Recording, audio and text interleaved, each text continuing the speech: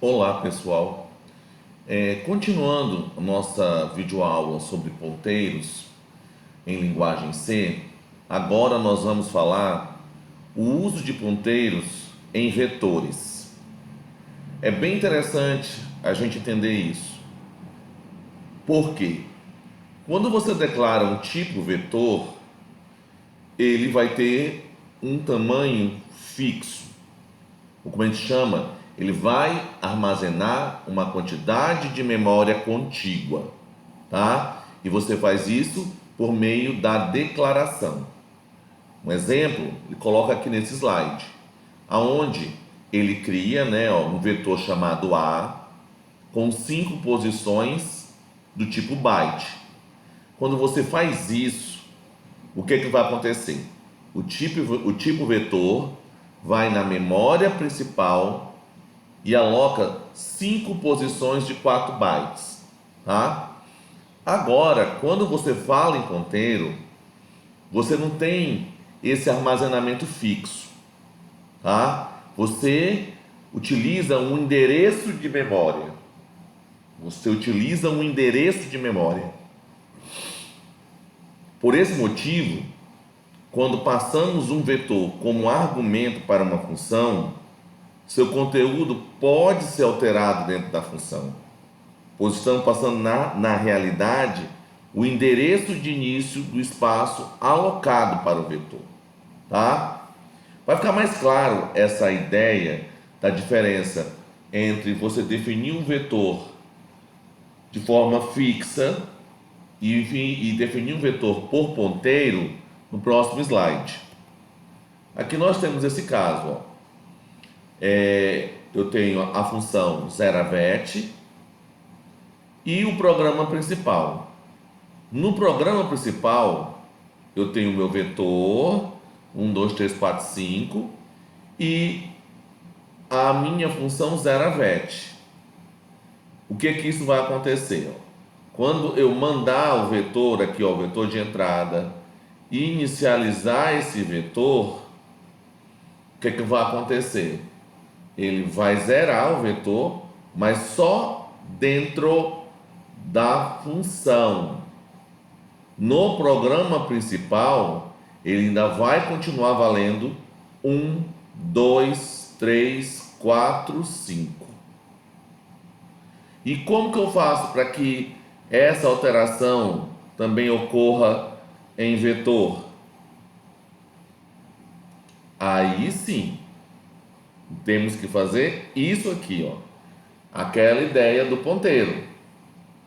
Eu faço, ó, a 1, 2, 3, 4, 5, o ponteiro e faço com que o vetor A seja atribuído a P. Aí quando eu fizer as alterações em P, o A também vai sentir. Então, ó, e podemos então usar P como se fosse um vetor. Aqui, ó. Todo o processo que nós já vimos anteriormente. Então essa é a grande diferença.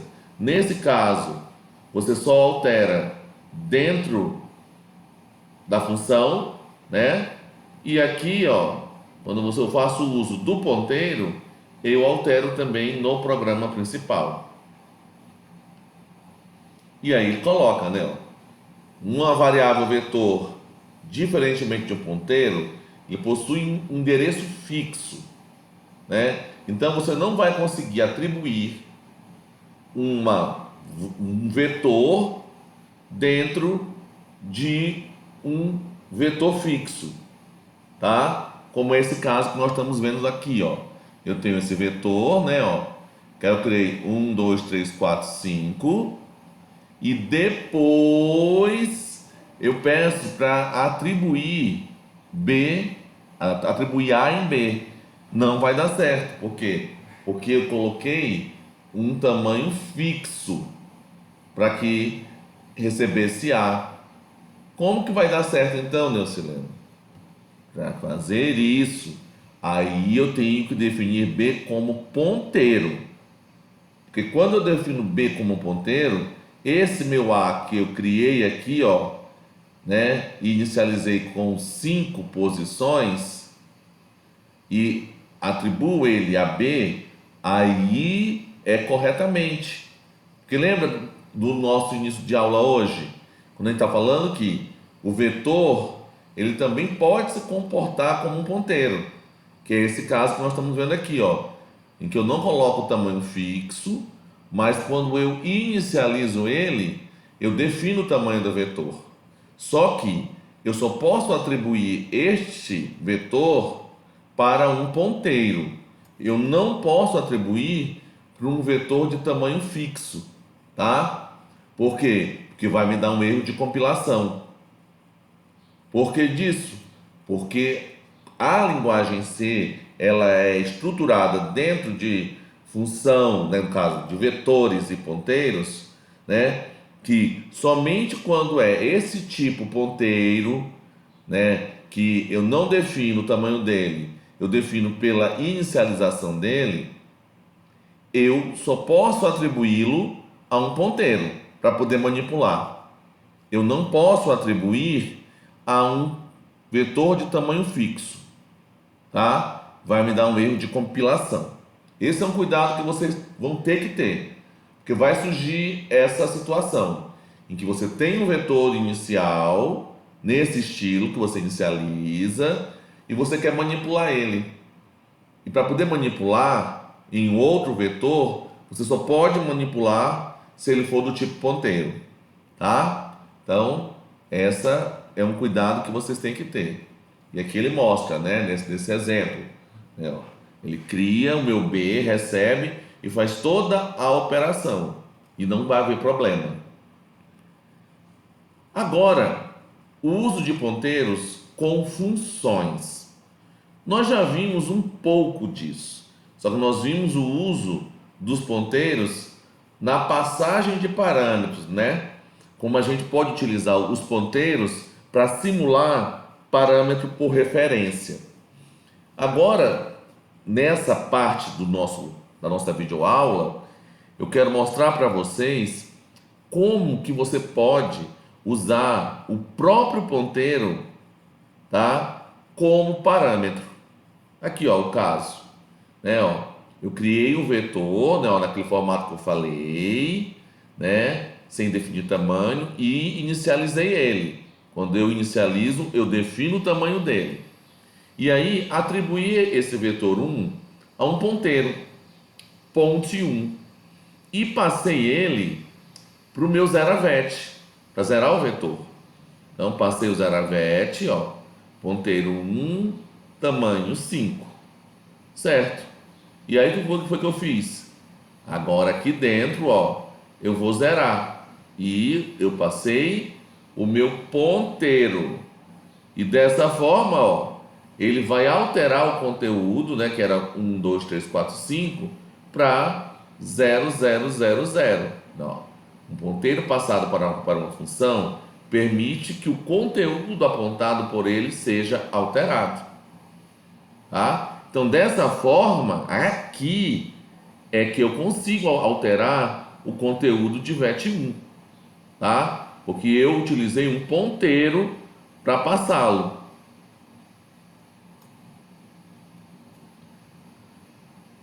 Só que, ó, um ponteiro passado como parâmetro para uma função também é uma cópia do ponteiro da chamada de origem. Ao alterar um ponteiro dentro da função, significa alterar a sua cópia e não o ponteiro original. Aqui é um pouco mais complexo. Vou explicar para vocês. Olha só. Eu tenho a minha função F1 e tenho o meu programa principal.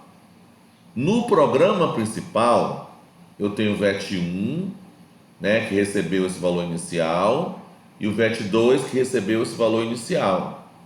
Além disso, eu criei dois ponteiros, ponte1 e ponte2. O ponteiro ponte1 recebe o conteúdo de VET1. Então, ele está apontando para VET1 e está todo esse conteúdo nele. A mesma coisa com ponte2.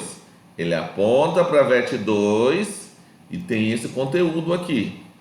Ok, passo F1, né, na minha função, chamo a função F1, ponte 1, ponte 2 e 5, envio ele, tá? Aí, ó, int e aí P1 recebe P2. Então, o conteúdo de P2, que é 1, vai para P1, tá? Aí mando imprimir o conteúdo de P1, né? Que agora tem somente 1. Só que quando eu volto para cá, gente, é como ele disse, o conteúdo do ponteiro original, que é esse daqui, ó, continua tendo 1, 2, 3, 4, 5 e 1. Tanto que se eu mandar imprimir agora, ó, como ele faz aqui, ponte 1 vai ter 1, 2, 3, 4, 5, tá? Porque quando eu passei os ponteiros, o que foi que aconteceu, ó? Essa operação aqui, ela está ocorrendo somente internamente. Ele só altera esse senhorzinho aqui. Mas aqui fora, ó, ponte 1 e ponte 2, ele acessa VET1 e VET2. Essa que é a diferença, tá? Eu sei que é um pouco complicado. Então é interessante que vocês peguem esse código, compile ele e, de preferência, faça ele passo a passo, para vocês visualizarem exatamente esse conceito.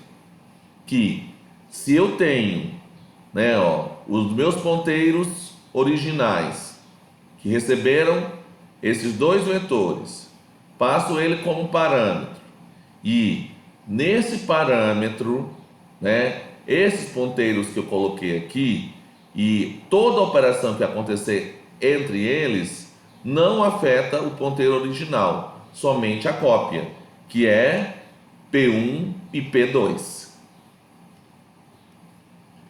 E para encerrar, né, essa parte de ponteiros, é interessante a gente entender como que funciona ponteiros para registros. Ponteiro para registro, ele vai ter a lógica parecida com o que nós já vimos para funções, para vetores, para variáveis. Então, o que você vai fazer? Olha só aqui no caso. Eu defino o meu registro coordenada, né, ó. Depois eu crio o tipo definido coordenada e inicializo no programa principal, ó. C1 e C2 é do tipo coordenada e o ponteiro C3 é também do tipo coordenada. E o ponteiro C3 vai receber o conteúdo da variável C1, do registro C1. Então, o que estiver em X e Y vai ter uma cópia em C3. Aqui ele mostra visualmente, né, graficamente, esse comando que nós vimos aqui, ó. C3 recebe, né, o conteúdo que está na variável C1. Aí, ó, era 100, então, aqui que na verdade é o endereço de memória, né, ó, o endereço de memória, então, C3 aponta para esse endereço de memória que é 100. Então, o que eu colocar aqui dentro, ele vai ter um espelho dentro de C3. A partir disso, gente, vamos ver esse exemplo aqui. Olha, eu tenho, né, o meu registro coordenada, X e Y, crio o tipo definido coordenada e no programa principal eu crio C1, C2 e o ponteiro C3 do tipo coordenada. C3 ele vai receber, né, o conteúdo de C1, tá? E eu inicializo C1 em X com -1 e em Y com -1,5. Já a variável, né, o registro C2, eu inicializo X com 2,5 e Y com -5. E encerro dizendo que o ponteiro C3 vai receber o conteúdo de C2. Então, no final, quando eu mandar imprimir, o que é que vai aparecer? Vai aparecer menos 1, menos 1 meio, 2,5 menos 5, 2,5 e menos 5. Por quê? Apesar dele inicialmente, o ponteiro C3 receber C1, só que depois eu mudo aqui no final, né? Ó. O ponteiro C3 vai apontar para C2.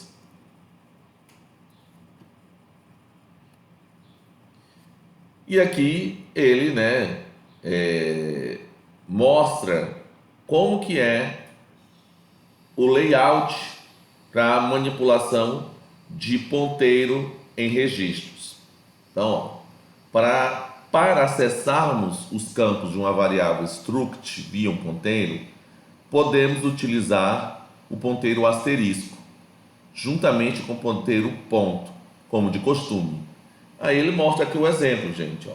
Coordenada C1, ponteiro C3. C3 vai receber o conteúdo de C1, e aí, ó, o ponteiro C3 no campo de registro X recebe 1,5, o ponteiro C3 no campo de registro Y recebe 1,5. Você também pode utilizar o ponteiro, né, quando eu falo operador, hífen maior, que também é usado para acessar campos de uma estrutura via um ponteiro. E aqui o formato. Quando você faz o uso desse tipo de operador para indicar a posição do registro, você não precisa usar o parênteses nem o asterisco. Então, você tem que decidir. Se você for utilizar sem o parênteses, você faz uso do hífen maior que. Se você for usar o parênteses, você tem que fazer uso do asterisco e do ponto para acessar o registro. E aqui ele mostra o exemplo, gente. Ó, duas variáveis e dois ponteiros. O ponteiro C3 e C4 recebe, respectivamente, o conteúdo, né, da variável C1 e C2. Depois ele inicializa C1 com menos 1 e menos 1,5 e o registro C2 com 2,5 e menos 5. Dessa forma, C3 vai ter o conteúdo do registro C1 e C4 vai ter o conteúdo do registro C2. Já agora eu faço a alteração do ponteiro C3. Utilizando o formato abre parênteses, asterisco e ponto, para acessar os campos de registro X e Y. E na outra forma, eu utilizo o apontador hífen maior que para fazer a alteração nos campos de registro X e Y. Ele pergunta, o que será impresso? Vai ser impresso menos 1, menos 1,5, 2,5, menos 5, 1,5, 1,5, menos 1 e menos 1. E assim, nós encerramos o conteúdo de ponteiros, tá? Peço que vocês deem uma olhada mais a fundo, né, no slide, e tendo dúvida, vejam novamente a videoaula respectiva do conteúdo que você está com dúvida.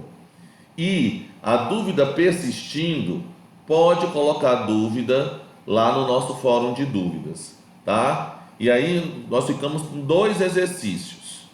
Esse primeiro, né, que ele pergunta o que vai ser impresso nessa situação, e depois, tá, esse do strcat, para você criar uma função strcat que você vai entrar com os parâmetros S1, S2, SRs e retorna a concatenação de S1 e S2, tá? Na próxima videoaula eu vou comentar um pouco de um desses exercícios. Eu vou realizar ele, fazer ele para vocês, tá? Até mais.